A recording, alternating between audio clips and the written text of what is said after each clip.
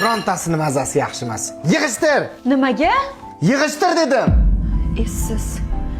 Shuncha narsa isrof bo'lar ekanda. Opa, Tog'a! Tog'ajon! qalaysizlar? Ukajon, keldinglar. Voy, bir og'iz aytmabsan-da, ukajon. Yaxshiroq ovqat qilib qo'yardim. Ha, xijolat bo'lmang, opa. Mashinadagi narsalarni olib kel. Vau! Qani, olinglar. Bismillah.